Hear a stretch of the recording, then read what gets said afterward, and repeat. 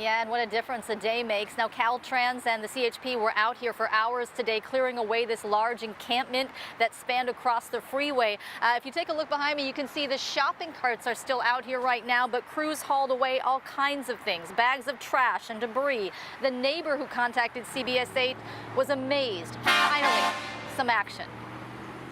It's the involvement of Channel 8 and your team making this happening, because before I called Caltrans, they didn't care for it.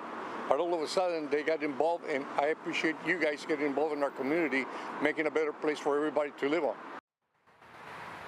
And so here's an aerial view of before and after, and you can see what a difference there is now. Now, Manuel Lopez has lived in Chula Vista for more than 60 years. We first spoke to him Friday. He and his neighbors say they're fed up. After months of trying to get someone to help them clean this encampment up, it kept growing and growing, but they say no one would help. So we started making calls last week to Caltrans. Friday, notices went out to people here that they had until today to clear this area out. And this morning, CHP and Caltrans went in and hauled away everything. They got rid of some people's belongings. Now, there were some heated moments. People were only allowed to take with them what they could carry. We spoke to someone who was living in the encampment who says that they have nowhere else to go. Chula Vista police moved them off city streets, so they migrated to the freeway. We want to be out here. Trust me, we do not want to be out here. Like, this is the last place I'd want to be, but we don't have options. I don't have a job. I can't, like, even if I was to get a job, it's a lot. Like, I have a dog. I have to take care of the dog. I have all this stuff. I can't just pick up and get a job. It's not that easy.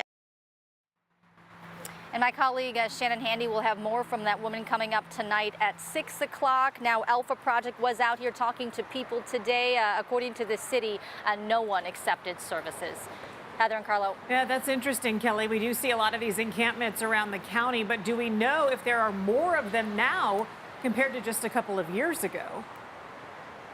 Yeah, and that was a question I asked today. I spoke to an officer who was out here who says in the past year and a half, the number of encampments that they've seen, the number has really exploded. They say CHP and Caltrans just can't keep up. There are so many of them, and they say it's frustrating. They say a lot of times they do offer help, and it's just not accepted. So they are well aware, probably in a week or two, the encampment will appear again, and they'll have to be back out here clearing it up again. So it's just kind of this endless cycle, but they say, there really aren't any easy answers to any of this. Yeah, no matter where you stand on this entire issue, hearing that people refuse offers of help is a frustrating situation. Kelly has it all reporting for us live. Thanks, Kelly.